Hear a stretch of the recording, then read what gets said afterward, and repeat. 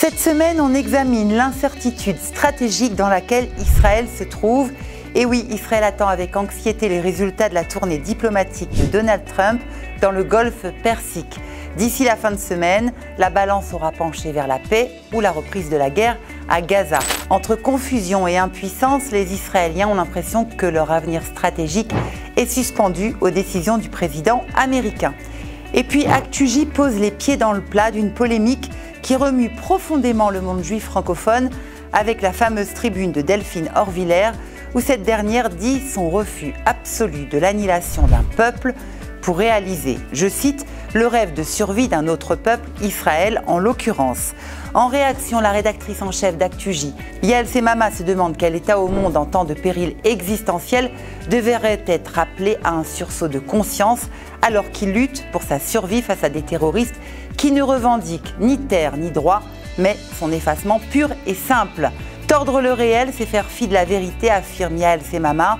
Et quand Delphine Orvillers écrit qu'on n'apaise aucune douleur et qu'on ne venge aucun mort en affamant des innocents ou en condamnant des enfants, elle suggère qu'Israël serait en expédition punitive à Gaza et qu'il y instaurerait volontairement la famine. Ces allégations sont fausses, ActuJ les a dans ses éditions passées abondamment démenties.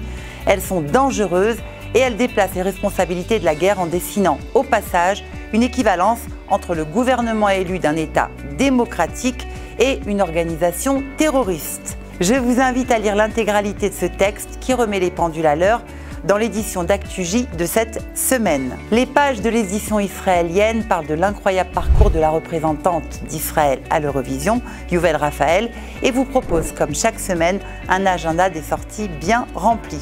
La nouvelle formule de l'hebdomadaire fourmille d'informations, d'interviews, de bons plans, d'articles intelligents. Il vous suffit de vous y abonner pour les découvrir. À la semaine prochaine. Pour vous abonner au meilleur de la presse francophone en Israël, une seule adresse: www.actualitéjuive.com/israël-abonnement ou contactez-nous au 058 461 62 62.